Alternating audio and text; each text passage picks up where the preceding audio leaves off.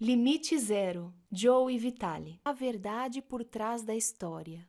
Eu ainda tinha perguntas a fazer ao Dr. Hughlem. Ele não tinha me contado toda a história a respeito do seu trabalho no hospital psiquiátrico. Você nunca viu os pacientes? Perguntei de novo certo dia. Nunca? Eu os via no corredor, mas nunca os atendi como pacientes no meu consultório, respondeu ele. Certa vez um deles me disse: você sabe que eu poderia matá-lo. Aposto que você poderia fazer um bom trabalho, repliquei. O Dr. Hughlem prosseguiu dizendo: quando comecei a trabalhar com os criminosos com problemas mentais no hospital estadual, tínhamos 3 ou 4 ataques importantes por dia entre os pacientes. Naquela época, havia mais ou menos 30 pacientes na ala. As pessoas eram algemadas, colocadas no isolamento ou ficavam restritas à ala. Os médicos e as enfermeiras andavam pelos corredores de costas para a parede, com medo de serem atacados. Depois de apenas alguns meses de limpeza, testemunhamos uma mudança completa para melhor. As algemas e o isolamento foram eliminados e as pessoas tiveram permissão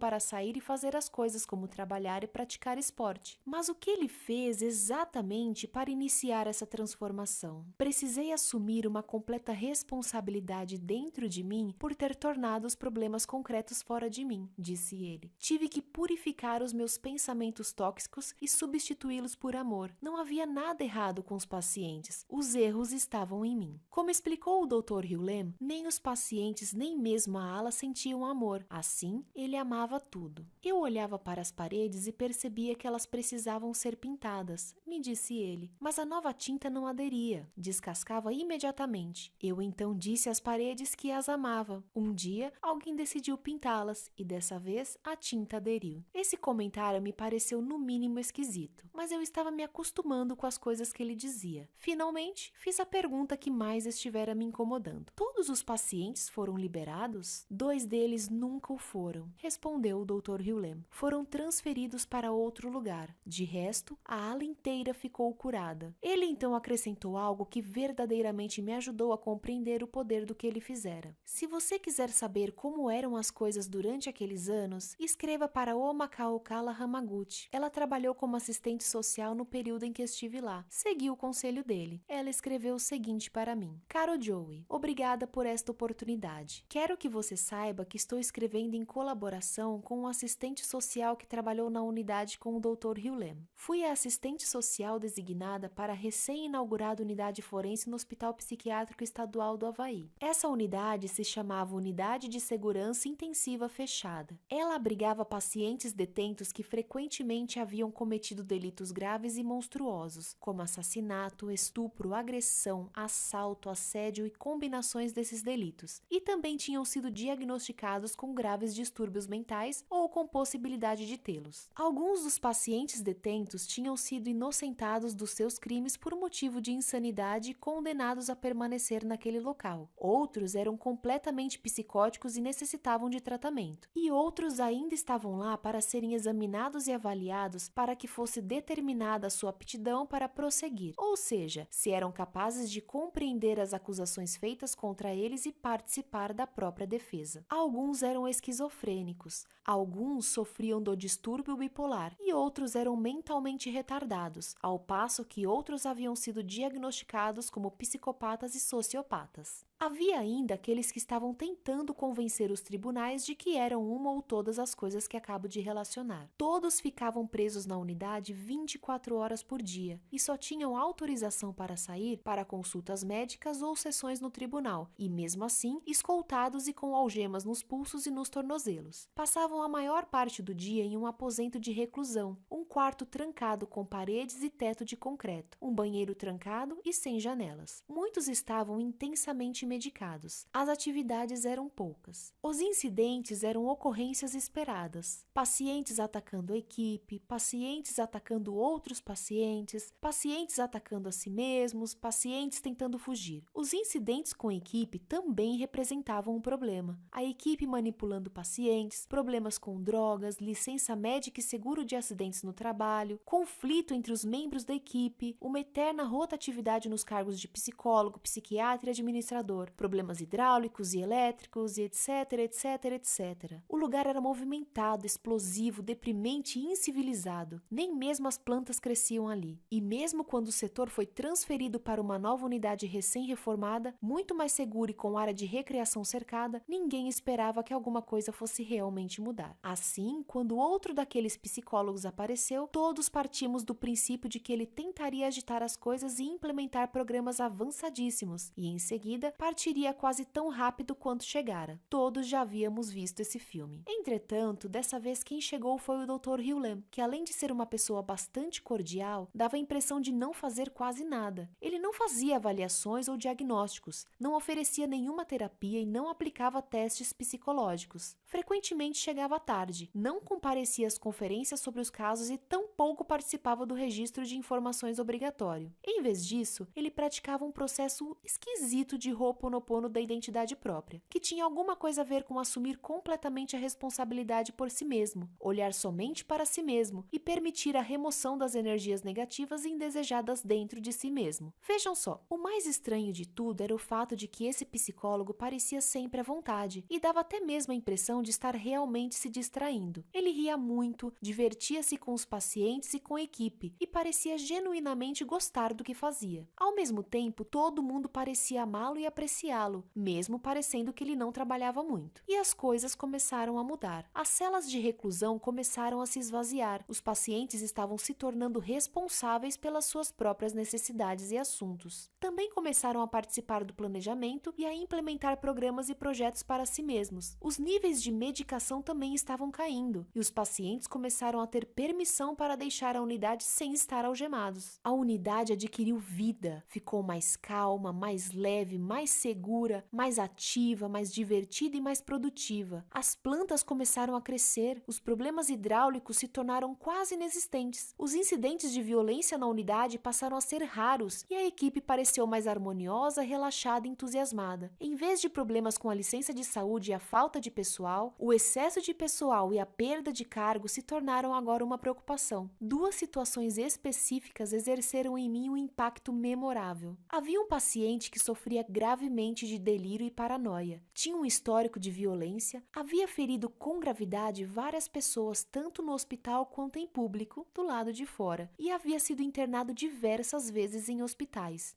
Ele foi enviado dessa vez para a unidade de segurança intensiva fechada por ter cometido um crime. Eu morria de medo dele. O cabelo na minha nuca ficava em pé sempre que ele estava por perto. Foi então que, para minha grande surpresa, 1 ou 2 anos depois de o Dr. Hughlem ter aparecido, dei com ele caminhando na minha direção, escoltado e sem algemas. E não senti nenhum arrepio na nuca. Eu me senti como se estivesse apenas observando, sem fazer nenhum julgamento ou até mesmo quando passamos um pelo outro com o nosso ombro quase se tocando. A minha reação habitual de estar pronta para correr não se manifestou. Na realidade, reparei que ele parecia calmo. Eu não estava mais trabalhando na unidade naquela ocasião, mas eu tinha que descobrir o que havia acontecido. Soube que ele já estava fora da cela de reclusão e sem usar algemas havia algum tempo, e a única explicação era que alguns membros da equipe estavam praticando o Ho'oponopono que o Dr. Hughlem compartilhara com eles. A outra situação teve lugar enquanto eu estava assistindo ao noticiário na televisão. Eu tinha tirado um dia de folga para cuidar da minha saúde mental, ficando afastada do trabalho e relaxando. O comparecimento ao tribunal de um paciente da unidade que havia molestado e assassinado uma menina de 3 ou 4 anos de idade apareceu nas notícias. Esse paciente fora hospitalizado por ter sido considerado incapaz de se defender das acusações apresentadas contra ele. Ele foi examinado e avaliado por vários psiquiatras e psicólogos e recebeu uma série de diagnósticos que naquela época provavelmente teriam conseguido inocentá-lo por motivo de insanidade. Ele não teria tido que ir para a prisão e teria ficado confinado ao ambiente menos restritivo do hospital estadual, com a chance de uma liberdade condicional. O Dr. Hughlem havia interagido com esse paciente que, com o tempo, pediu que lhe ensinassem o processo do Ho'oponopono da identidade própria. Ao que consta, ele praticou de forma muito persistente e regular, compatível com a sua condição de ex-oficial dos fuzileiros navais. A essa altura, ele fora fora considerado apto para se defender, e foi então marcada uma audiência no tribunal para que ele fizesse a sua contestação. Embora quase todos os prisioneiros e seus advogados houvessem optado por se declarar inocentes por motivo de insanidade e provavelmente sempre o fariam, não foi o que esse paciente fez. Na véspera do dia em que estava marcado seu comparecimento ao tribunal, ele dispensou o advogado. Na tarde seguinte, ele se postou no tribunal diante do juiz e proclamou com humildade e remorso: "Sou responsável e lamento o que fiz." Ninguém esperava por isso. O juiz levou alguns instantes para entender o que acabara de acontecer. "Eu jogara tênis com o Dr. Hugh Lamb e esse homem em 2 ou 3 ocasiões, e embora o paciente tivesse sido extremamente educado e atencioso, eu o tinha julgado. No entanto, naquele momento, senti apenas ternura e amor por ele, bem como uma enorme mudança em toda a sala do tribunal. O tom de voz do juiz e dos advogados era agora suave, e todos os que o cercavam pareciam estar olhando para ele com um sorriso afetuoso. Foi um momento importante. Assim, quando o Dr. Hugh Lamb perguntou certa tarde se alguns de nós gostaríamos de saber mais a respeito desse Ho'oponopono depois do jogo de tênis, aceitei de imediato, esperando ansiosa que o jogo começasse e acabasse. Quase 20 anos se passaram e ainda tenho profunda admiração pelo que vim a saber depois que era a divindade atuando através do Dr. Hugh Lamb no Hawaii State Hospital. Sou eternamente grata ao Dr. Hugh Lamb e ao processo esquisito que ele trouxe consigo. A propósito, caso você esteja querendo saber, esse paciente foi considerado simplesmente culpado, sem nenhum atenuante devido à possível doença mental, tendo sido, de certa maneira, recompensado pelo juiz que atendeu ao seu pedido de cumprir a pena em uma penitenciária federal no seu estado natal, onde poderia ficar perto da esposa e dos filhos. Além disso, embora quase 20 anos tenham se passado, recebi um telefonema esta manhã da antiga secretária da unidade que queria saber se o Dr. Hugh Lamb estaria disponível em um futuro próximo para se reunir com alguns membros da antiga equipe, cuja maioria está aposentada. Vamos nos reunir com eles daqui a algumas semanas. Quem sabe o que poderá acontecer? Ficarei com as antenas ligadas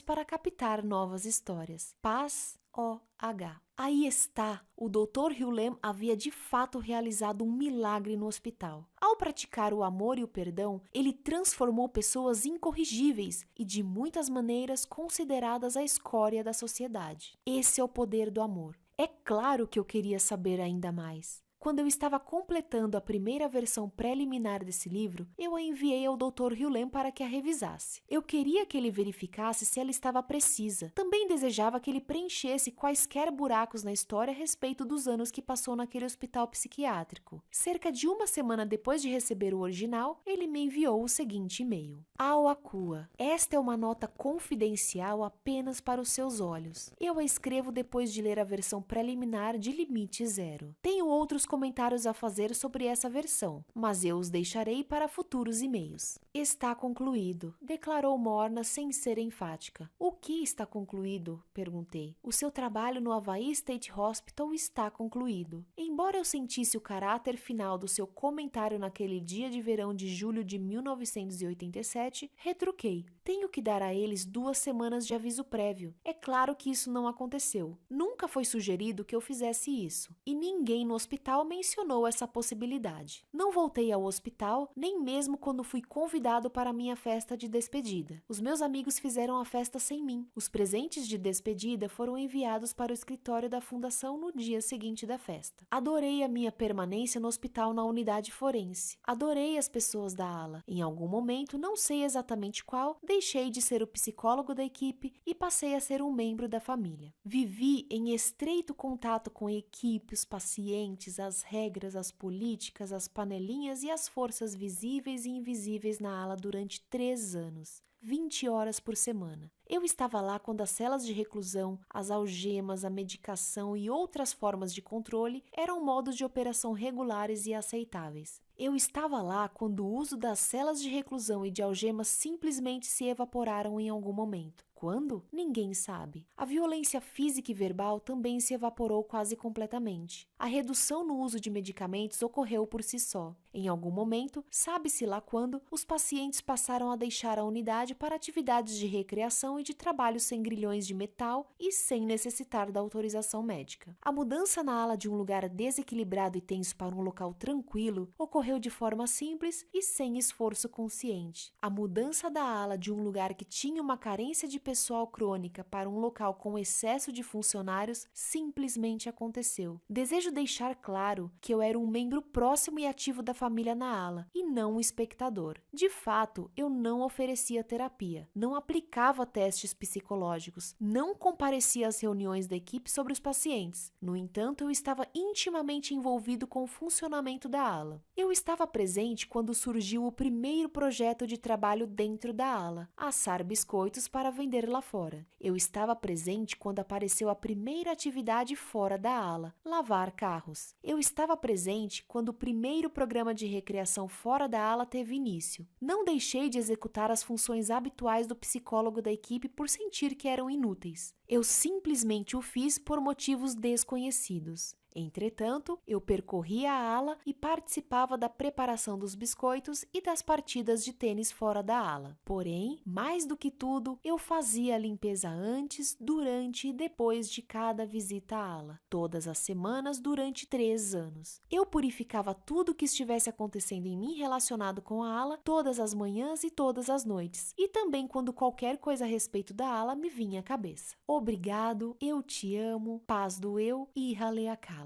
Adorei esse esclarecimento adicional. Ao mesmo tempo que revelou humildade da parte do Dr. Hughlem, também ajudou a explicar o que ele fez e o que não fez enquanto estava a serviço do hospital. Escrevi para ele e pedi a sua permissão para incluir neste livro o e-mail que ele me enviou, para que eu pudesse compartilhá-lo com os leitores. Ele respondeu com uma única palavra, a que eu esperava que ele escrevesse. Sim, o meu aprendizado com esse homem incrível ainda não terminou. Decidimos que começaríamos a oferecer seminários juntos, e é claro que seríamos coautores deste livro, mas pelo menos agora eu tinha a história completa a respeito de como ele ajudou a curar uma ala inteira de criminosos que sofriam de doenças mentais. Ele fez isso como faz tudo o mais, trabalhando em si mesmo. Ele trabalha em si mesmo com 3 palavras simples: eu te amo. É claro que você e eu podemos realizar o mesmo processo. Se eu precisasse resumir em breves etapas o método modernizado da identidade própria por meio do Ho'oponopono que o Dr. Hughlem ensina, o resultado talvez fosse algo assim. 1. Fazer uma limpeza contínua. 2. Agir em função de ideias e oportunidades que surgem no nosso caminho. 3. Fazer uma limpeza contínua. É isso aí. Esse talvez seja o caminho mais curto para o sucesso jamais criado. Talvez seja o caminho de menor resistência. Talvez seja o caminho mais direto para o estado zero. E tudo começa e termina com uma frase mágica: eu te amo. Essa é a maneira de penetrar a zona de limite zero. E sim,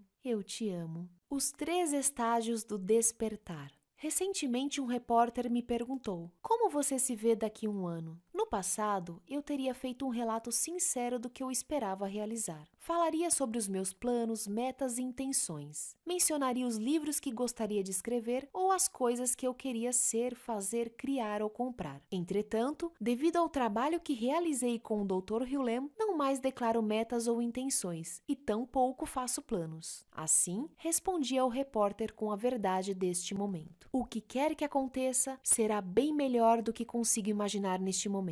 Essa resposta é mais profunda do que você poderá perceber à primeira vista. As minhas palavras me surpreenderam enquanto eu as pronunciava. Também revelaram onde a minha mente está hoje em dia. Estou mais interessado neste momento do que no seguinte. Enquanto presto atenção a este momento, todos os momentos futuros se expandem elegantemente. Certa vez eu disse ao Dr. Hughlem: minha intenção hoje em dia é respeitar a intenção do divino. Há poucos minutos, descrevi para um amigo a pergunta do repórter e a minha resposta inspirada. Ele adorou. Ele vem praticando Ho'oponopono comigo há alguns meses, de modo que compreende a verdade suprema. Quando abandonamos o ego e os desejos do ego, permitimos que algo melhor nos oriente, o divino. Este novo eu e esta nova maneira de ver as coisas faz parte da minha vivificação. É claro que essa transformação não aconteceu aconteceu da noite para o dia. No entanto, ao dizer eu te amo e fazer as outras declarações, eu, conduzido a uma percepção consciente mais profunda que alguns poderiam chamar de despertar, talvez até de iluminação, vinha compreender que esse despertar encerra pelo menos 3 estágios, que são praticamente um mapa da jornada espiritual da vida. Esses estágios são os seguintes. 1. Você é uma vítima. Praticamente todos nós nascemos sentindo que somos impotentes. A maioria permanece dessa maneira. Achamos que o mundo deseja nos prejudicar, o governo, os vizinhos, a sociedade, os caras maus, seja qual for a forma que eles pareçam assumir. Sentimos que não temos nenhuma influência. Somos o efeito da causa do resto do mundo. Nós nos queixamos, reclamamos, protestamos e nos reunimos em grupos para lutar contra aqueles que nos controlam. A não ser por uma festa de vez em quando, a vida em geral é muito ruim. 2. Você está no controle. Em algum momento você assiste a um filme profundamente transformador ou lê um livro e desperta para o seu poder pessoal. Você percebe o poder de definir intenções. Compreende o poder que tem que visualizar a coisa que você deseja, entrar em ação e consegui-la. Você começa a vivenciar um pouco de mágica, começa a experimentar alguns resultados interessantes. A vida, de modo geral, começa a parecer bastante satisfatória. 3. Você está despertando. Em algum ponto, depois do segundo estágio, você começa a compreender que as suas intenções são limitações. Você começa a perceber com todo o seu poder recém-descoberto que você não é capaz de controlar tudo. Você começa a compreender que quando se entrega a um poder maior, milagres tendem a acontecer. Você começa a se soltar e a confiar. Começa a praticar a cada momento a percepção da sua ligação com o divino. Aprende a reconhecer a inspiração quando a recebe e age movido por ela. Compreende que tem escolhas, mas não controle da sua vida. Percebe que a coisa mais formidável que você pode fazer é concordar com cada momento. Neste estágio, milagres acontecem e constantemente o surpreendem quando ocorrem. Você vive, em geral, em um estado permanente de assombro, admiração e gratidão. Entrei no terceiro estágio e talvez a essa altura você tenha feito o mesmo. Como você decidiu me acompanhar até aqui, vou tentar explicar melhor o meu despertar. Talvez o meu esclarecimento possa ajudá-lo a se preparar para o que você logo irá experimentar ou a entender melhor o que você já está vivenciando. Tive um vislumbre do divino no primeiro seminário com o Dr. Hughlem. Foi durante aqueles primeiros dias com ele que interrompi o meu palavreado mental. Aceitei tudo, presenciei uma paz quase além do entendimento. O amor era meu mantra, era a música que sempre tocava na minha cabeça. Mas esse vislumbre não parou por aí. Sempre que eu estava na presença do Dr. Hughlem, eu sentia paz. Estou certo de que se tratava do efeito do diapasão. O seu tom afetava o meu e me conduzia à harmonia com a paz. Durante o segundo seminário, comecei a ter com que algumas pessoas chamariam de lampejos psíquicos. Enxerguei auras, vi anjos em volta das pessoas, recebi imagens. Ainda me lembro de ter visto gatos invisíveis ao redor do pescoço de Nerissa. Quando eu lhe disse isso, ela sorriu. Quer a imagem fosse real, quer não, ela certamente alterou o humor de Nerissa, que ficou radiante. O Dr. Hughlem frequentemente enxerga pontos de interrogação flutuando em cima da cabeça das pessoas, o que lhe indica qual pessoa ele deve chamar em um evento. Sempre que vê símbolos invisíveis sobre os seres, ele acrescenta: eu sei que isso parece loucura. Os psiquiatras encarcerariam uma pessoa que dissesse coisas desse tipo. É claro que ele está certo, mas depois que o despertar tem lugar, não há como olhar para trás. No meu primeiro fim de semana além da manifestação, interpretei o campo de energia de algumas pessoas. Elas ficaram assombradas. Acho que isso é mais uma abertura do que um dom. Uma parte anteriormente não utilizada do meu cérebro foi ativada e se iluminou. Agora os meus olhos enxergam quando eu permito. Eis o que eu disse ao Dr. Hughlem. Todas as coisas parecem falar comigo. Tudo parece vivo. Ele deu um sorriso de cumplicidade. Na ocasião do meu segundo fim de semana além da manifestação, tive outra experiência satori. Satori é um vislumbre de iluminação, uma amostra do divino. É como se uma janela se abrisse e por um instante nós nos almagássemos com a origem da vida. Essa experiência é tão difícil de descrever quanto uma flor de outro planeta, mas ao perceber que eu podia desaparecer e experimentar o limite zero, passei por uma transformação. Essa experiência é para mim uma pedra de toque. toque. Consigo relembrá-la e voltar a ela. Em certo nível, isso é maravilhoso, pois é o meu bilhete de volta para a bem-aventurança. No entanto, em outro nível, é apenas outra memória que me impede de vivenciar o momento presente. Tudo que posso fazer é continuar fazendo a limpeza. Às vezes, quando estou em uma reunião, relaxo e tiro os meus olhos de foco e consigo enxergar a verdade por trás de uma situação. É como se o tempo parasse ou pelo menos ficasse mais lento. O que percebo então é a trama subjacente da vida. É um pouco como descascar a camada superior de uma pintura e encontrar uma obra-prima debaixo dela. Você pode chamar isso de visão psíquica, visão de raios-x ou visão divina. Eu diria que Joe e Vitali e até mesmo Awakua desaparece no estado zero, ou meus olhos o percebem. Existe limite zero, apenas é. Nesse lugar não há confusão, tudo é transparente. Não vivo nesse estado, eu ainda volto para a suposta realidade, ainda tenho desafios. Quando Larry King me perguntou se eu tinha dias ruins, eu respondi que sim, eu ainda os tenho. O Dr. Hughlem disse que sempre teríamos problemas. Entretanto,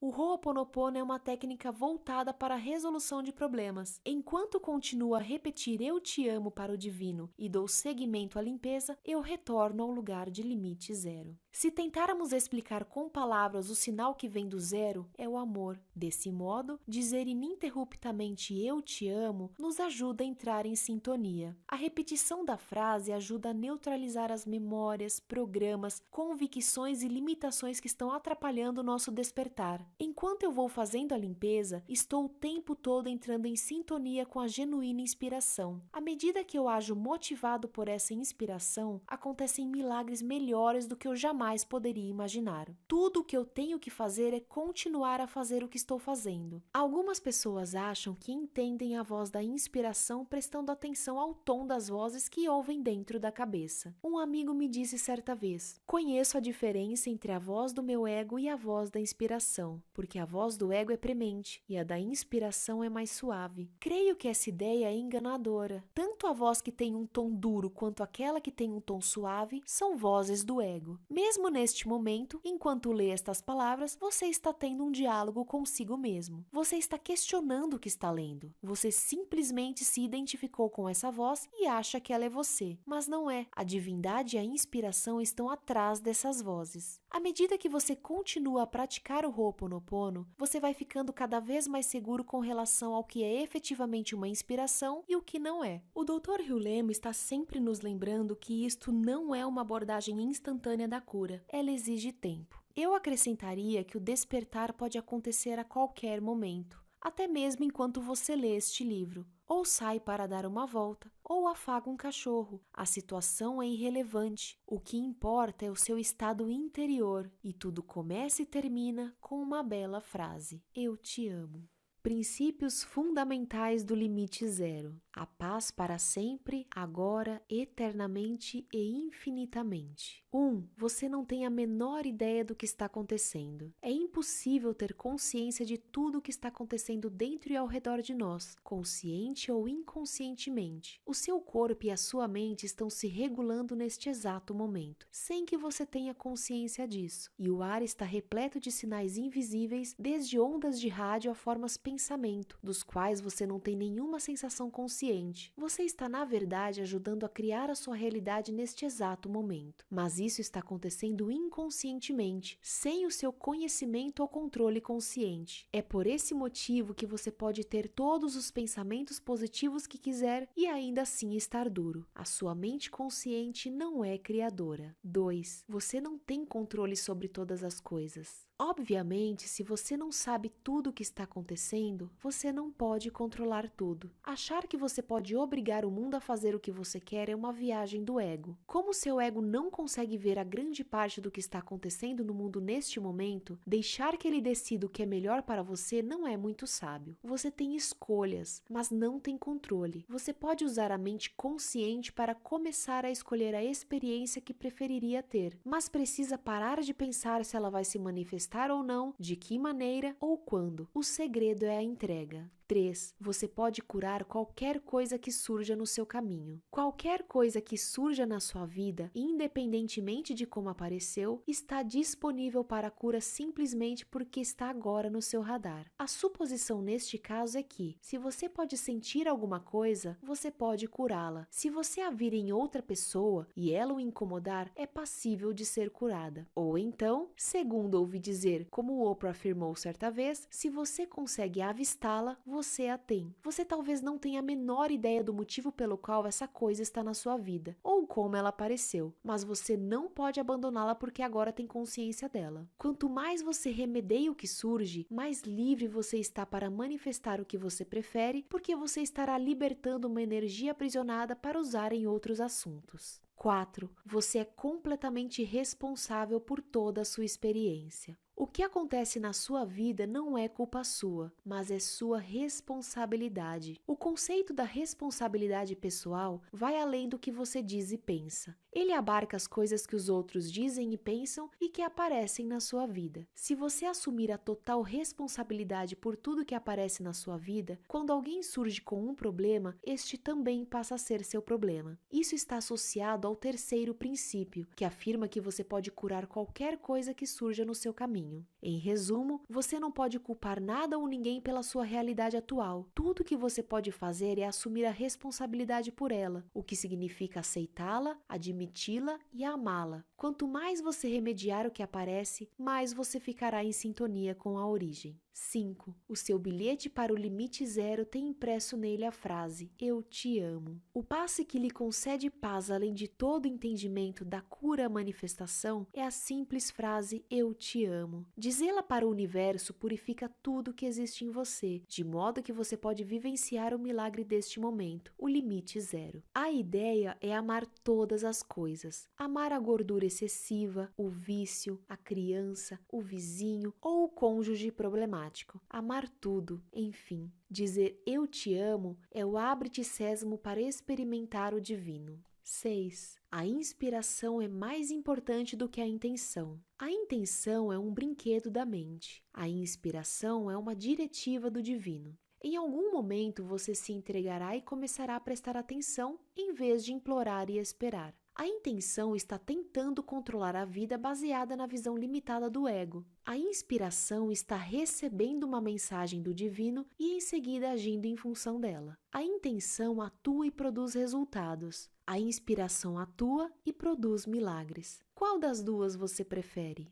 Apêndice B. Como curar a si mesmo ou qualquer outra pessoa e descobrir a saúde, a riqueza e a felicidade. Aqui estão duas técnicas comprovadas de Ho'oponopono para você curar a si mesmo ou qualquer outra pessoa, de qualquer coisa que você possa notar. Lembre-se de que o que você vê em outra pessoa também está em você, de modo que toda cura é uma cura de si mesmo. Ninguém, a não ser você, precisa executar esses processos. O mundo inteiro está nas suas mãos. Em primeiro lugar, esta é a prece que Morna dizia para ajudar centenas ou até mesmo milhares de pessoas. É simples, porém poderosa. Divino Criador, Pai, Mãe, Filho como um. Se eu, a minha família, parentes e ancestrais ofendemos a ti, tua família, teus parentes e teus ancestrais com pensamentos, palavras e ações desde o início da nossa criação até o presente, pedimos o teu perdão. Que esta prece limpe, purifique, liberte e cessione todas as memórias, energias, vibrações e bloqueios negativos e transmute essas energias indesejadas em uma luz pura. Está feito.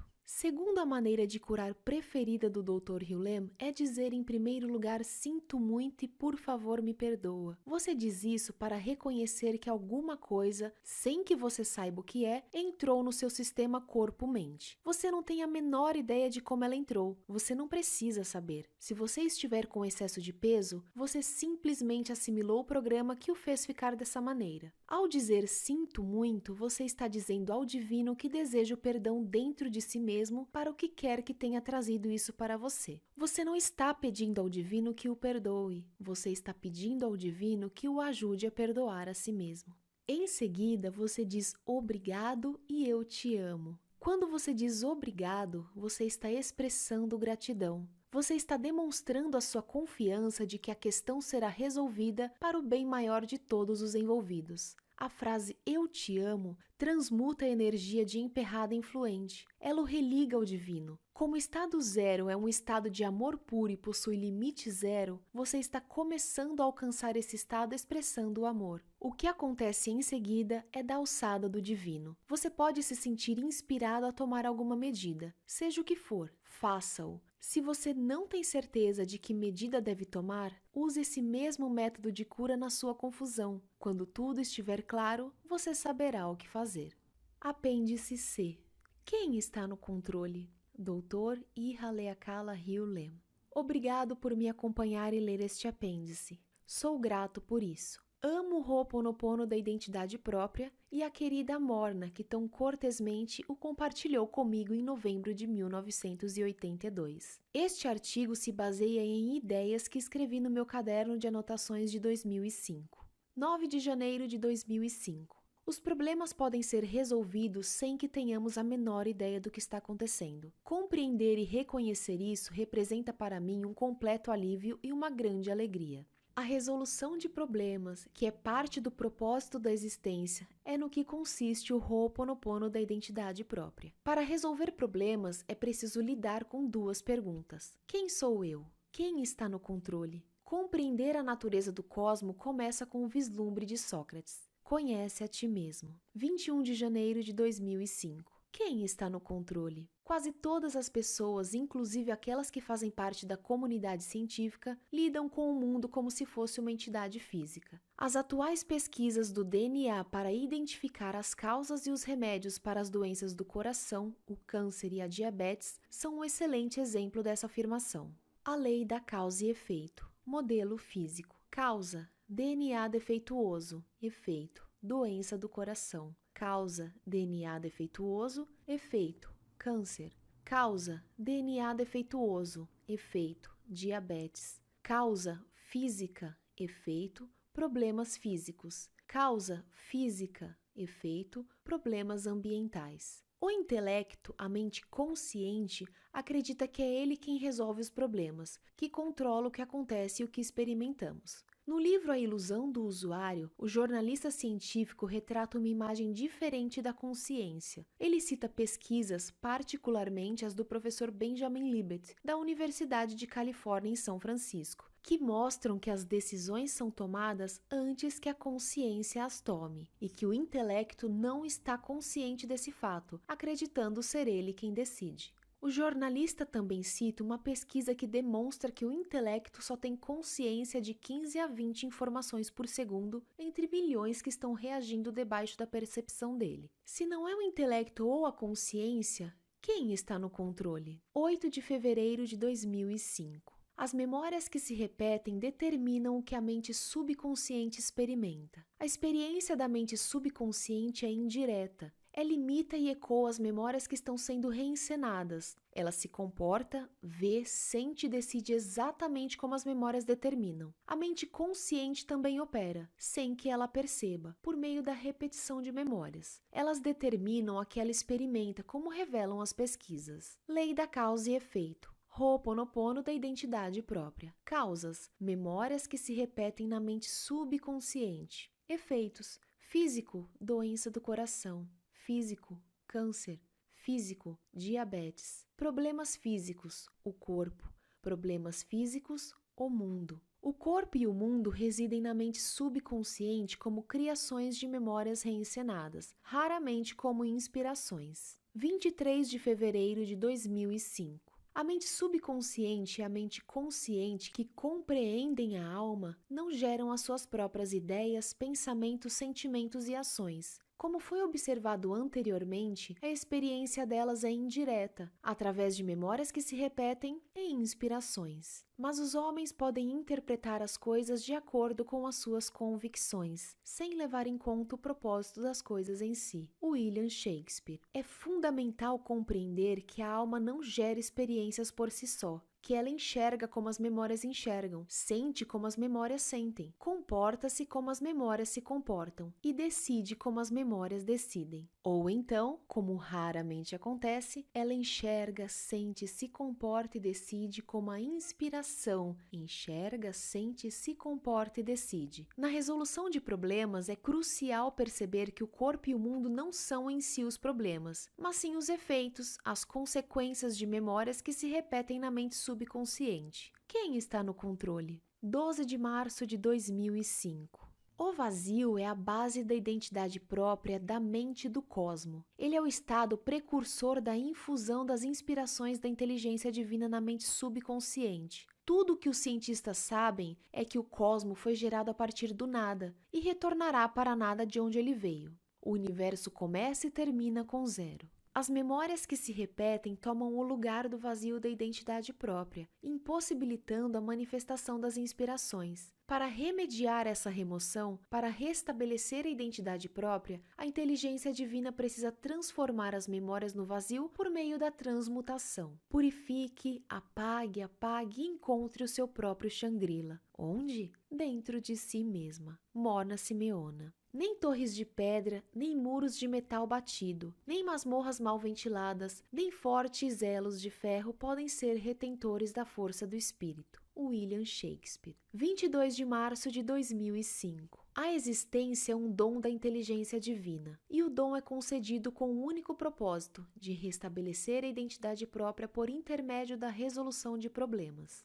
O Ho'oponopono da identidade própria é uma versão atualizada de um antigo processo havaiano de resolução de problemas de arrependimento, perdão e transmutação. Não julgueis e não sereis julgados. Não condeneis e não sereis condenados. Perdoai e sereis perdoados. Jesus, como relatado em Lucas 6. O Ho'oponopono exige a plena participação de cada um dos 4 membros da identidade própria. A inteligência divina, a mente superconsciente, a mente consciente e a mente subconsciente, trabalhando em conjunto como uma unidade. Cada membro possui a sua parte e função única na resolução de problemas de memórias que são reencenadas na mente subconsciente. A mente superconsciente é desprovida de memórias, não é afetada pelas memórias que se repetem na mente subconsciente. Ela é sempre uma só com a inteligência divina. A mente superconsciente acompanha o movimento da inteligência divina. A identidade própria opera por meio da inspiração e da memória. Somente uma delas, ou a memória ou a inspiração, pode estar no comando da mente subconsciente em qualquer momento considerado. A alma da identidade própria só serve a um mestre de cada vez, em geral a memória, o espinho, em vez de a inspiração, a rosa.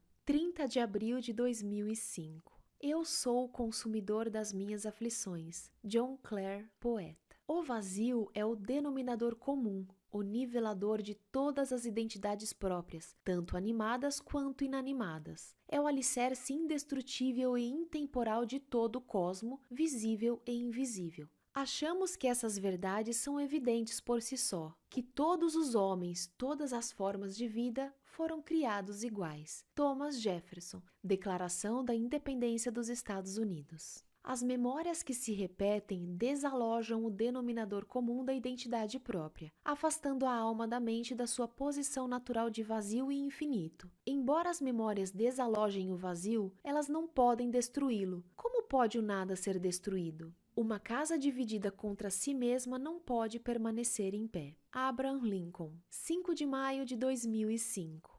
Para que a identidade própria seja a identidade própria a cada momento, ela requer um incessante Ho'oponopono. A semelhança das memórias, o incessante Ho'oponopono nunca pode sair de férias. O incessante Ho'oponopono nunca pode se aposentar. O incessante Ho'oponopono nunca pode dormir. O incessante Ho'oponopono nunca pode parar como. Nos teus dias de contentamento, tem em mente o mal desconhecido, memórias que se repetem, que avança aos poucos por trás. 12 de maio de 2005. A mente consciente pode iniciar o processo do Ho'oponopono para liberar memórias ou pode mobilizá-las com culpa e pensamentos. 1. A mente consciente inicia o processo de resolução de problemas do Ho'oponopono, uma petição à inteligência divina para que ela transmute as memórias em vazio. Ela reconhece que o problema são as memórias que se repetem na sua mente subconsciente e que ela é completamente responsável por elas. A petição desce então da mente consciente para a mente subconsciente. 2. O fluxo descendente da petição para a mente subconsciente delicadamente desperta as memórias para a transmutação. A petição sobe agora da mente subconsciente para a mente superconsciente. 3. A mente superconsciente revê a petição,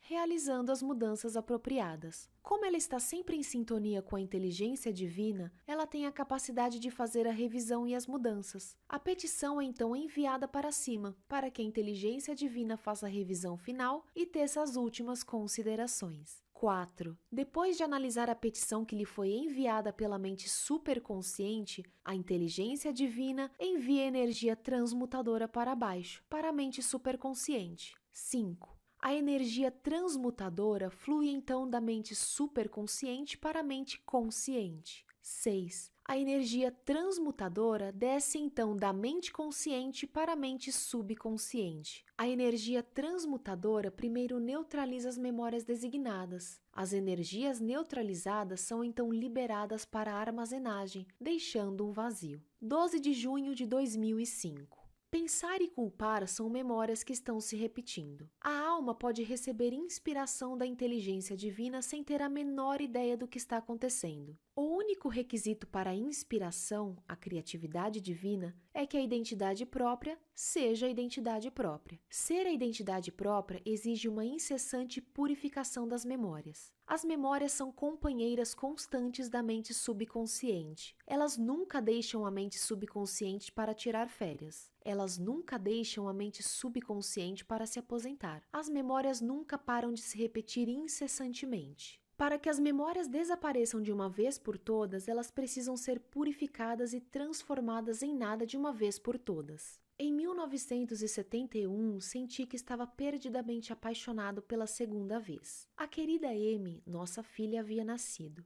Enquanto eu observava minha esposa cuidar de Amy, eu me sentia cada vez mais apaixonado por ambas. Agora eu tinha duas pessoas maravilhosas para amar. Depois de terminar o curso de pós-graduação em Utah naquele verão, a minha mulher e eu tínhamos uma escolha a fazer: voltar para casa no Havaí ou continuar o treinamento de pós-graduação. Quando começamos a vida no estado no centro-oeste dos Estados Unidos, enfrentamos duas dificuldades. Primeiro, Amy nunca parara de chorar depois que saiu do hospital e veio para casa. Segundo, teve início o pior inverno do século. Todas as manhãs, semanas a fio, eu chutava a parte inferior da porta da frente do nosso apartamento pelo lado de dentro e golpeava as bordas com as mãos para quebrar o gelo que havia se penetrado na fresta pelo lado de fora. Quando Amy estava mais ou menos com 1 ano, manchas de sangue apareceram na sua roupa de cama. Somente agora, enquanto escrevo estas linhas, compreendo que o choro constante era a reação da minha filha ao grave problema de pele que lhe foi diagnosticado mais tarde. Chorei muitas noites enquanto observava Amy se coçar no seu sono intermitente. Os medicamentos com esteroides se revelaram impotentes para ajudá-la. Por volta dos 3 anos de idade, o sangue vazava continuamente de rachaduras nas curvas dos cotovelos e joelhos de Amy. Tinha sangue ao redor das articulações dos dedos da mão e do pé. Espessas camadas de pele dura e áspera cobriam o interior dos seus braços e circundavam o pescoço. Certo dia, 9 anos depois, quando já havíamos voltado para o Havaí, eu estava voltando de carro para casa com Amy e sua irmã.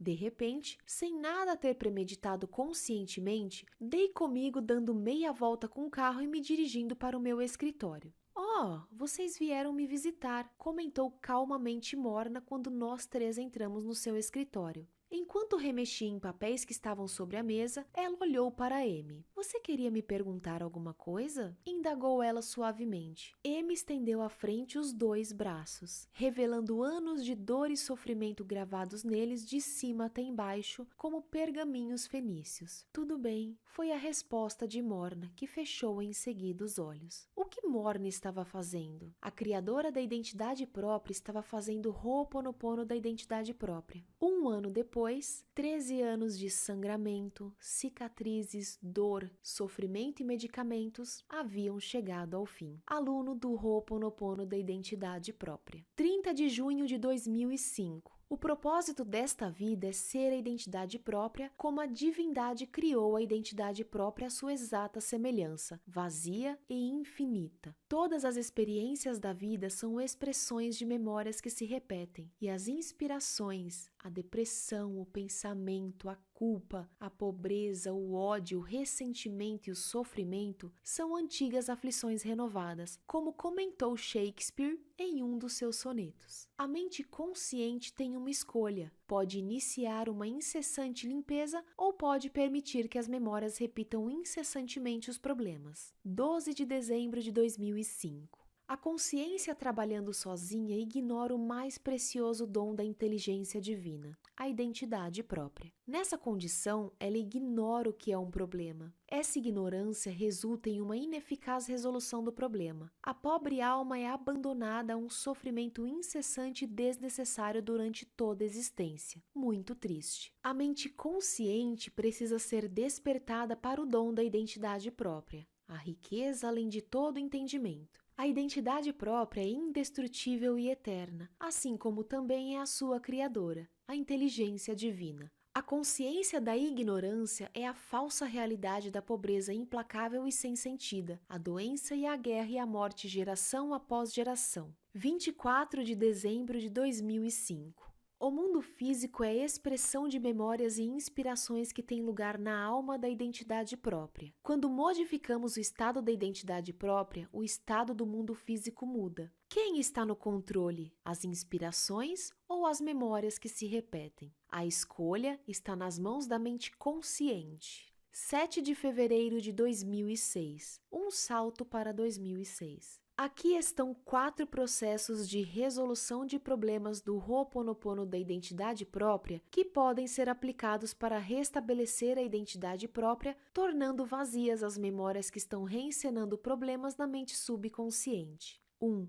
Eu te amo. Quando a alma vivencia memórias que repetem problemas, diga mental ou silenciosamente para elas: queridas memórias, sou grata pela oportunidade de libertar todas vocês e a mim também. Eu te amo pode ser repetido em silêncio ininterruptamente. As memórias nunca saem de férias e só se aposentam se você aposentá-las. Eu te amo pode ser usado mesmo que você não esteja consciente do problema. A frase, por exemplo, pode ser aplicada antes que você se envolva com qualquer atividade, como dar ou receber um telefonema ou antes de entrar no carro para ir a algum lugar. Amai os vossos inimigos, fazei bem aos que vos odeiam. Jesus, como relatado em Lucas 6. 2. Obrigado.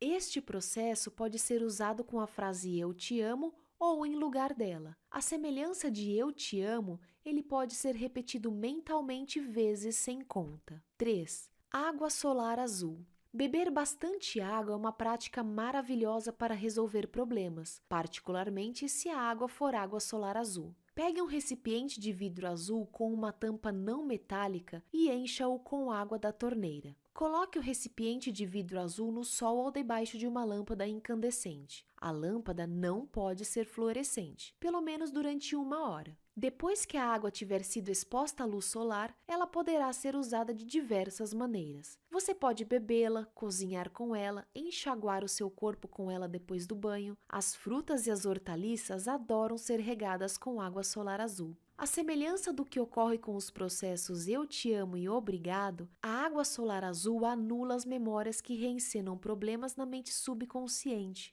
Então, beba à vontade. 4. Morangos e mirtilos. Essas frutas anulam memórias e podem ser ingeridas frescas ou secas. Podem ainda ser consumidas como geleia, conserva, gelatina e até mesmo com calda no sorvete. 27 de dezembro de 2005. Um salto de volta a 2005. Há alguns meses, tive a ideia de elaborar um glossário falante dos personagens essenciais do Ho'oponopono da identidade própria. Você poderá se familiarizar com eles no seu ritmo próprio. Identidade própria. Sou a identidade própria. Sou composta por 4 elementos: a inteligência divina, a mente superconsciente, a mente consciente e a mente subconsciente. A minha base, vazia e infinita, é uma réplica exata da inteligência divina. Inteligência divina. Sou a inteligência divina. Sou o infinito. Crio identidade próprias e inspirações. Transmuto memórias em vazio. Mente superconsciente. Sou a mente superconsciente. Supervisiono a mente consciente e a mente subconsciente. Examino e efetuo as mudanças apropriadas na petição do Ho'oponopono à inteligência divina, iniciado pela mente consciente. Não sou influenciada pelas memórias que se repetem na mente subconsciente. Sou sempre uma com o Divino Criador. Mente consciente. Sou a mente consciente. Tenho o dom da escolha. Posso permitir que memórias incessantes determinem a experiência para a mente subconsciente e para mim mesma, ou posso dar início à liberação delas por meio do incessante Ho'oponopono. Posso peticionar a inteligência divina pedindo orientação. Mente subconsciente. Sou a mente subconsciente. Sou o repositório de todas as memórias acumuladas desde o início da criação. Sou o lugar na qual as experiências são vividas como memórias que se repetem ou como inspirações. Sou o lugar onde o corpo e o mundo residem como memórias que se repetem e como inspirações. Ou o lugar na qual os problemas vivem como memórias que reagem. Vazio. Sou o vazio. Sou o alicerce da identidade própria e do cosmo. Sou o lugar onde as inspirações brotam da inteligência divina, o infinito. As memórias que se repetem na mente subconsciente tomam o meu lugar, mas não me destroem, impedindo o influxo das inspirações da inteligência divina. Infinito. Sou o infinito, a inteligência divina. As inspirações fluem de mim como rosas frágeis em direção ao vazio da identidade própria, facilmente desalojadas pelos espinhos das memórias. Inspiração. Sou a inspiração. Sou uma criação do infinito, da inteligência divina. Eu me manifesto a partir do vazio na mente subconsciente. Sou vivenciada como uma ocorrência nova em folha. Memória. Sou a memória. Sou um registro na mente subconsciente de uma experiência passada. Quando sou desencadeado, reenceno experiências passadas. Problema. Sou o problema. Sou uma memória que reencena uma experiência passada uma vez mais na mente subconsciente. Experiência. Sou a experiência. Sou o efeito de memórias que se repetem ou de inspirações na mente subconsciente. Sistema operacional. Sou o sistema operacional. Opero a identidade própria como vazio, a inspiração e a memória. As memórias que se repetem. Tomo o lugar da identidade própria, impedindo que a inteligência divina introduza as inspirações na mente subconsciente. Antes de terminar esta conversa, gostaria de mencionar que a leitura deste apêndice satisfaz o pré-requisito para que você compareça a uma palestra de sexta-feira à noite, caso esteja pensando em fazer um seminário de fim de semana do Ho'oponopono da identidade própria. Eu lhe desejo paz,